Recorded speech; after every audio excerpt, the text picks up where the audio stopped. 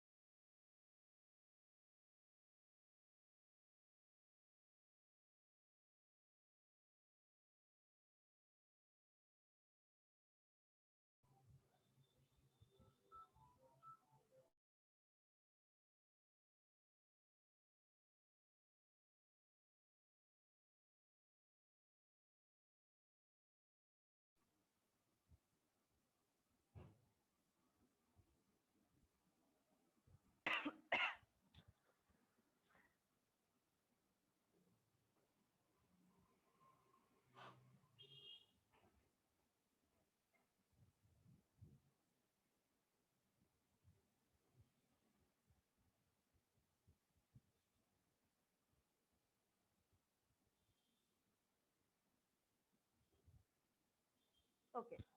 So far, what when I am telling you about the examples, we were talking about the normal C programs. So during this initial years of this object-oriented programming, what happens is it was believed that object-oriented programming approach, it will reduce our cost and our effort, which is spent on testing. So this obviously this thinking was based on a lot of assumptions or observations like this, because when we studied about object oriented programming, we studied that it exhibits a lot of good programming features. That is, we know that it exhibits encapsulation, abstraction, then there is inheritance, polymorphism, all these concepts are exhibited, so these are good programming features.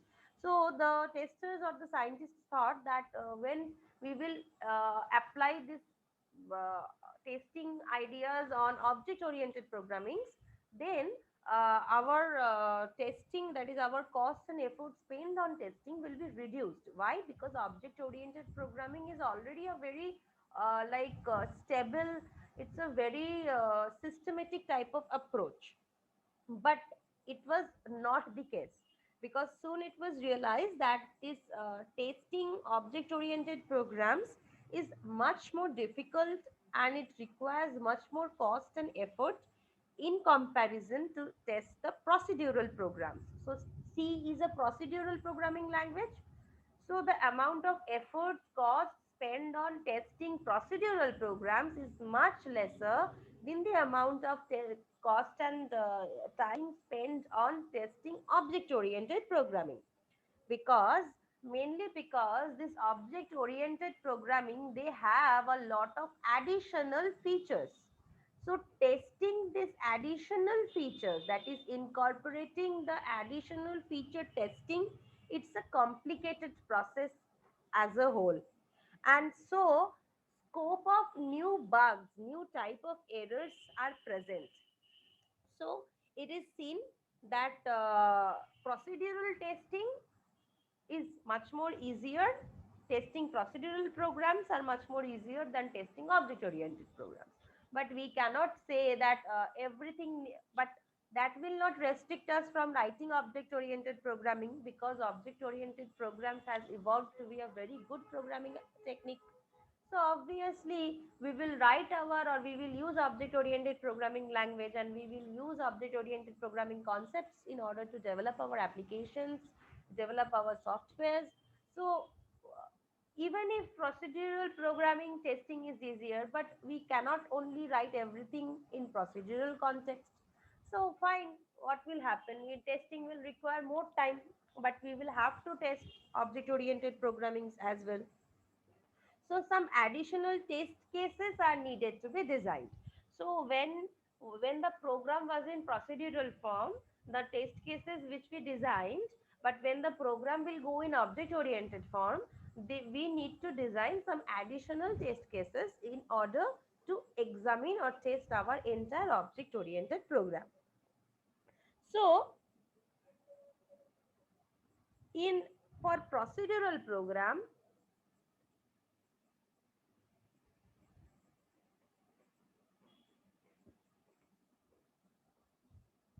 the procedures, they are the basic unit of testing. So this, for procedural programs, the procedures are the basic units of testing. So first all the procedures are tested, then the various tested procedures, they are integrated together, and then they are again tested. So as far as procedural programs are concerned, procedures are the basic units of testing. But here, in case of object oriented procedure, object oriented program, sorry, we do not have procedure, but instead we have methods. We have the concept of objects. We have the concept of state. So these are the words which we have in case of object oriented concept. So these methods in object-oriented programming is analogous to the procedures in procedural programming. But only checking the methods or only checking the individual methods, they cannot guarantee or they cannot ensure that a class has been satisfactorily tested or not, because classes will have different instances, different states. These complex concepts were not there in procedural programs. So testing the procedures were enough to test whether it is tested or not.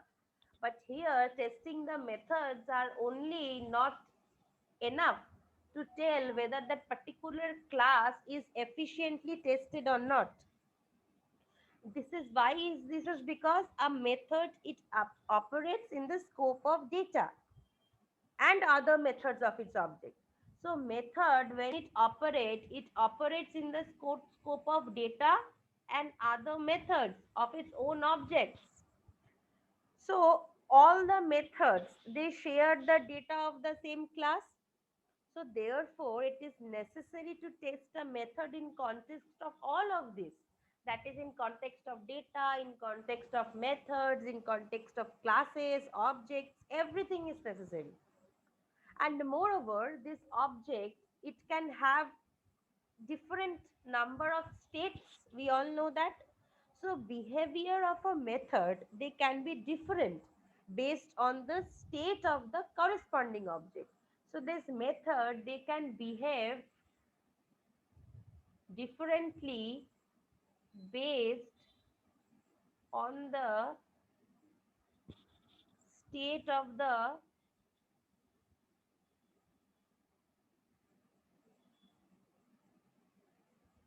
corresponding object. So therefore, it is not enough to test all the methods and check whether they have been integrated satisfactory or not. That is, only checking the methods, we cannot determine about its state in case of object oriented programming, because methods are dependent on data, on methods, objects, methods show different behavior in case of different objects. So what happens is, when a method is tested, it has to be tested with all other methods and all the data of that corresponding object on which it is dependent. So a method needs to be tested at all. So one method, it needs to be tested with all other methods plus all our data of that corresponding object. And in addition to it, it needs to be tested at all the states of that object can assume. So when I have a method, I will check which are the methods and which are the data corresponding to that object inside the method. And also I need to check what are the different states that the object in my method and the other method that is interlinked can assume. So those also we need to check. So as a result, only considering a method to be the basic unit of testing in case of object oriented programming, it is improper. So here what happens is, object is the basic unit of testing.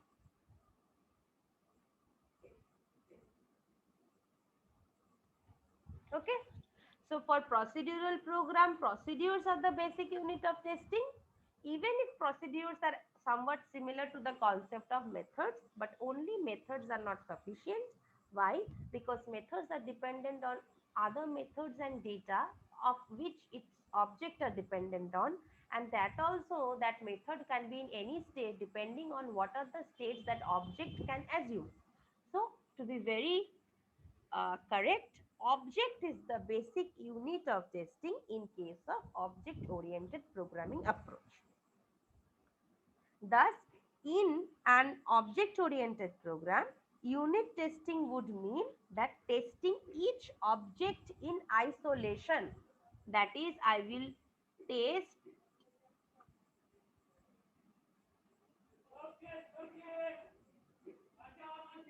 I will test each object in isolation And then I will say that my unit testing has been done for each and every object. And during this integration testing or like cluster testing in object oriented concept, the word used is cluster testing. Unit testing is referred to as cluster testing. Okay. So, during this cluster testing, the various unit tested objects, they are integrated and they are tested. And then finally, the system level testing is carried out. Okay. So, in procedural, the several procedures are unit tested, then they are combined. But in case of object oriented, the objects from the basic unit of testing, the each object is tested in isolation. After the unit testing is done, then the integration testing or the cluster testing, both are same. The cluster testing is carried out where these unit tested objects are combined together, integrated together, and then they are tested. And after the all the integration testing has have been done, then finally the system level testing is carried out. So this was the concept of testing object oriented programs. So far, testing concept we learned for procedural. This is the testing concept for object oriented programs. Okay. Now, moving on to the next topic.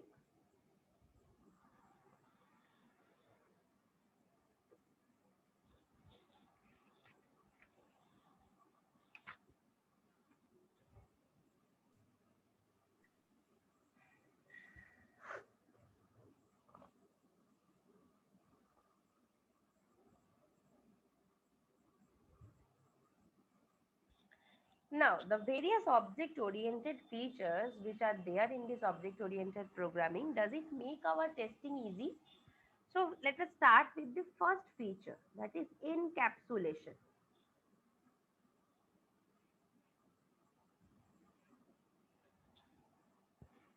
Okay.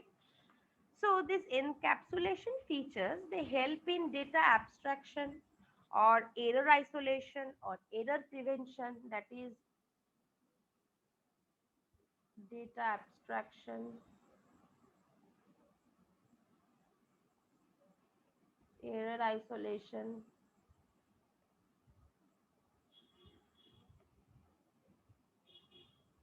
error prevention. So they help in these things. But however, as testing is concerned, encapsulation is not an obstacle to testing. But while testing, this feature doesn't create any obstacle. But while debugging, it is difficult because encapsulation prevents the tester. This method, it prevents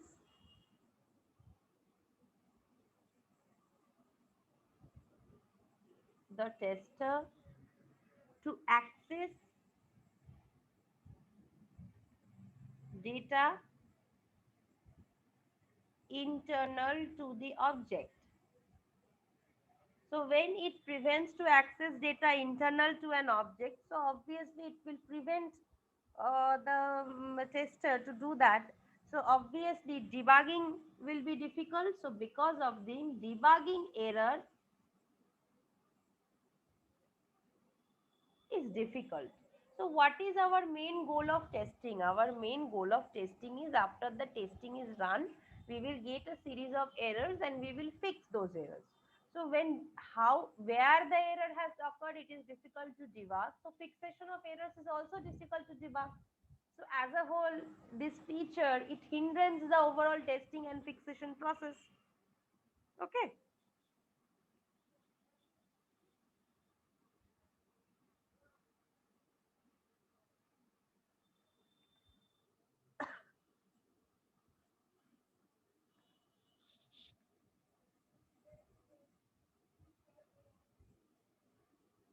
This is one feature of object-oriented programming. The next feature of object-oriented programming is inheritance.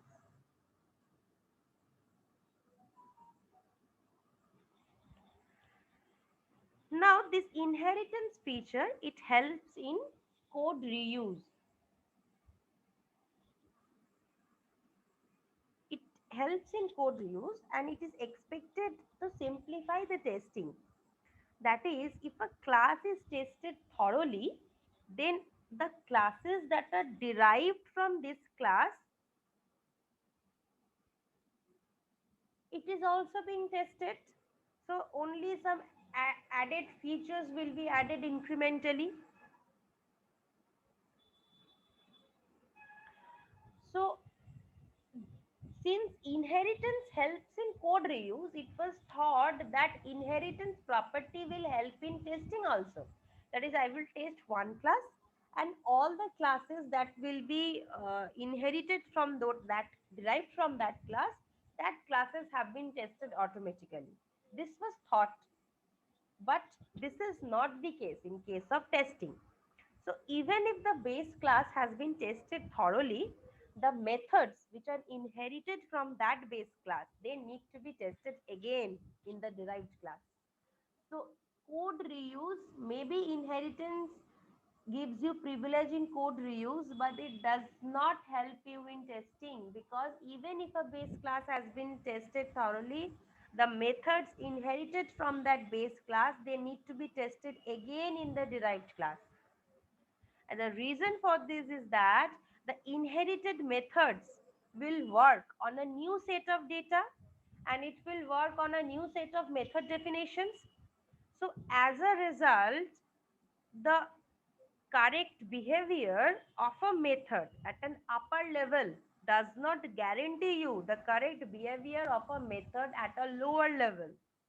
So therefore, rest of the inherited methods, they need to be also tested.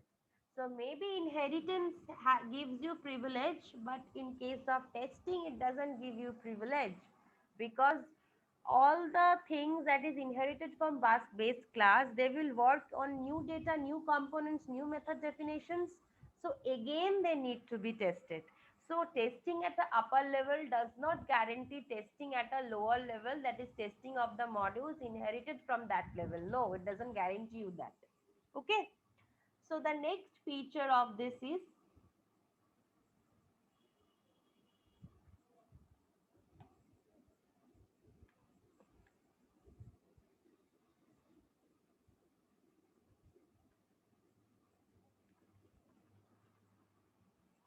so the next is dynamic binding.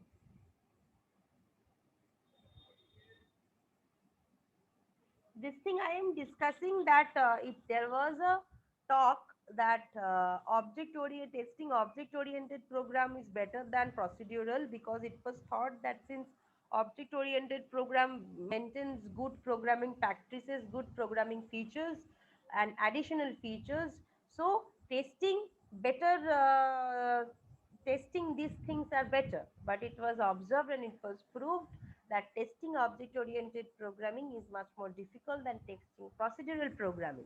And why is that? That I am showing, that each and every property that makes the object oriented programming unique to procedural programming, each and every property, it is creating a bit problem for the testing approach. But that doesn't mean that it can't be tested. In comparison to procedural, it is difficult. So dynamic binding, as we know in object-oriented programming, it was introduced to make the code more compact, more elegant. So, however, testing is concerned, all possible bindings of a method have to be identified and they need to be tested. And to finding out all the possible bindings of any method at dynamic time, that is at runtime, it itself a very challenging task. So this dynamic binding concept, which is incorporated in object oriented programming, this also is a problematic approach, because finding out the bindings and identifying those bindings and testing at runtime is a problem. Then comes the most important feature, that is object states.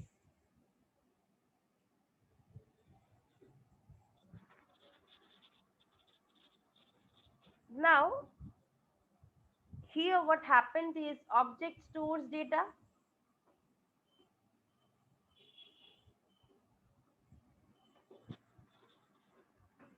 So object do have significant states. So the behavior of an object is usually different in different states.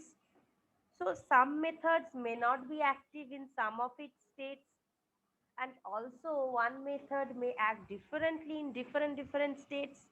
Suppose for example, I have a book that has been in a issued out to a student in a library system.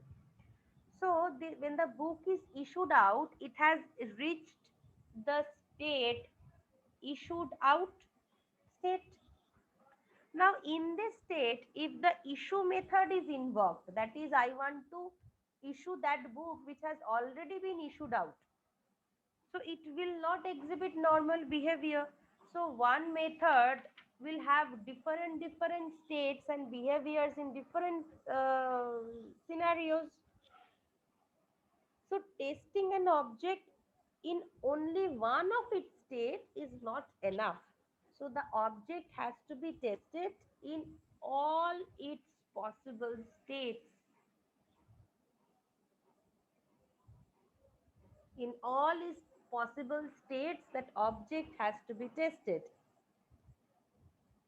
And also whether all the transition between the states, they function properly or not, that also should be tested.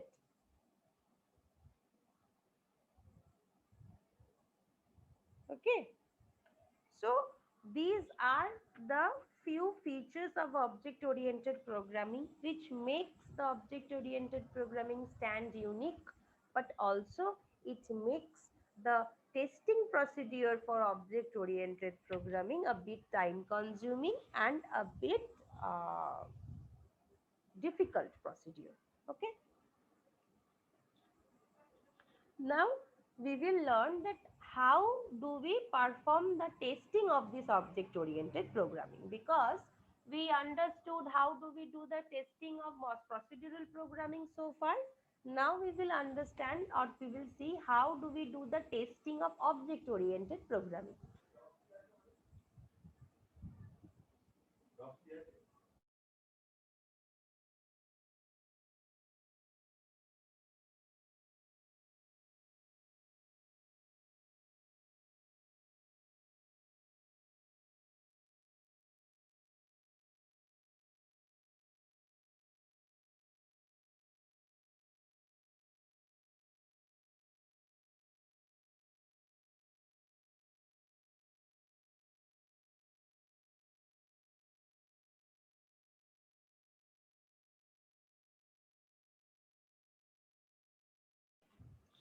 So gray box testing of object oriented programs.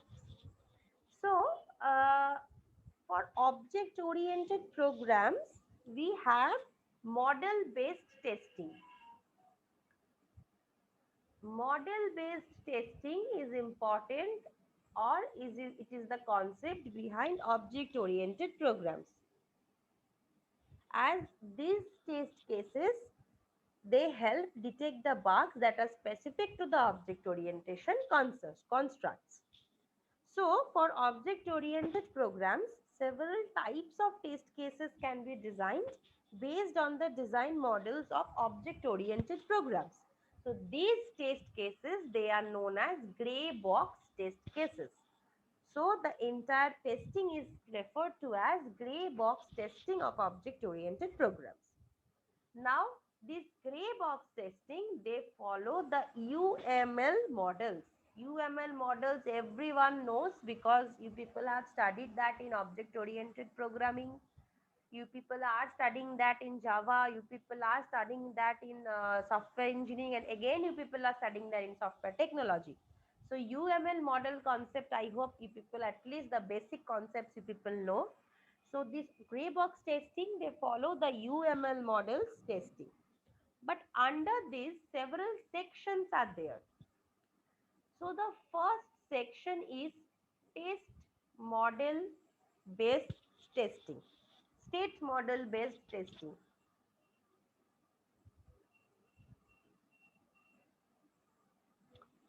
In this comes state coverage,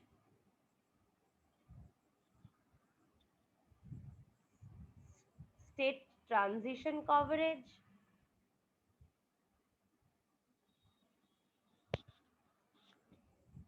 state transition path coverage.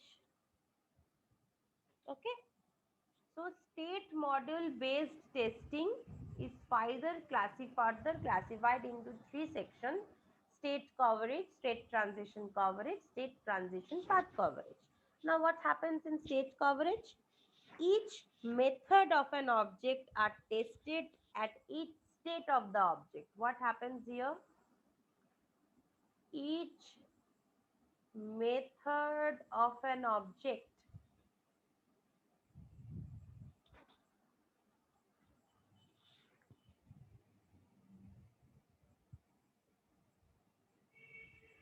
is tested at each state of the object. Each method of an object is tested at each state of an object. Okay. What is the state transition coverage?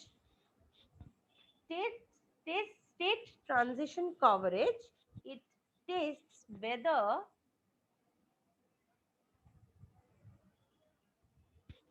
all the transitions that are depicted in the state model, they work satisfactorily or not.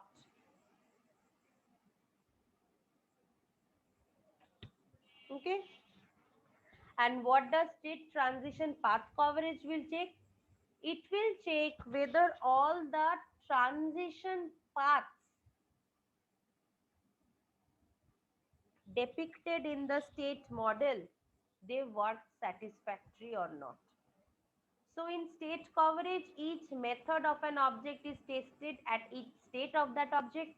In state transition, the transitions depicted in the state model, they are tested. And in state transition path, the state transition paths depicted in the state model, they are tested. So this was the concept about the state model based testing approach of gray box testing. The next approach is use case based approach.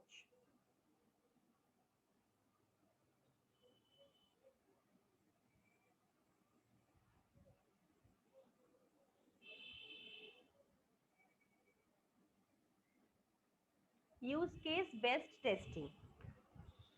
So the use case based testing, what happens is each use case, they consist of suppose several scenarios and alternative scenarios. So for each use case, the main sequences, they are checked if there is any errors or not. So for each use case, it is checked whether there is any error or not. Okay. The next is the class diagram based testing. Now, under this class diagram based testing, three sections are there. One is testing the derived classes.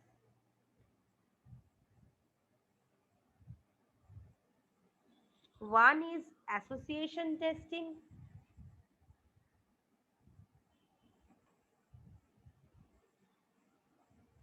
Another is aggregation testing. I hope everyone has written down your name in the chat box. If not, please kindly write down your name in the chat box.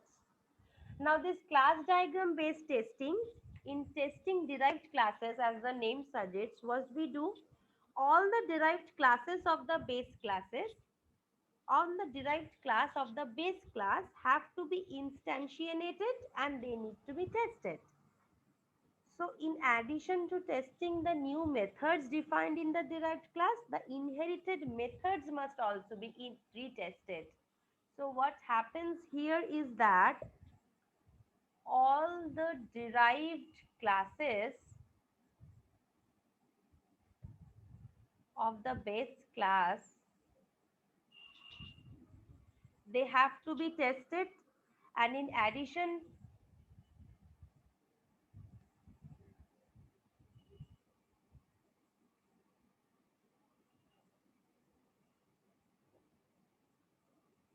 And in addition to the new methods that are defined in the derived class, the inherited methods also must be retested. Okay? And in association testing, what happens is all the association relations they are tested. Okay? And in aggregation testing, what happens? Various aggregate objects are created and they are tested. Okay? And the last type of is sequence diagram based testing. Now this sequence diagram based testing, it has method coverage and it has path coverage. Now in method coverage, what happens is all the methods that is depicted in this sequence diagram, they are tested. And in path coverage, all the message paths that can be constructed from this sequence diagram, they are covered and they are tested. Okay. So in case of object oriented programs, we apply the gray box testing, and this gray box testing procedure, it is based on the UML models procedure. And the UML models we have studied is the class diagram model, sequence diagram model, use case model, state model. So each of these model has different things to test. That is, the state model based testing will never test the class methods. Class methods will be tested in class based modeling only. Therefore, the message passing concepts, they will be checked in sequence diagram based concepts. So all these things are combined, and whenever we will apply testing, all these testings need to be applied on a single object, and then after that object is tested, we will combine, and again all the clustering testing, that is the integration testing, is carried out. Okay. So this was all about today's this class, that is testing the object oriented programs. Which test type of unit is suitable for object oriented program? What are the various features of object oriented program? And what are the level of difficulties that are faced in order to comply to the features of the object oriented program? Then what type of testing is achieved using object oriented program, that is gray box testing, and how do we model our gray box testing based on the UML models, and what are those models and what type of testings are associated with each and every model. So these are topics we have covered in this class. So that's all about today's class. In the next class, we will be only two topics more are left from this module. So I hope in the next class we will be finishing up this module. Okay. So thank you so much for attending today's class. Thank you.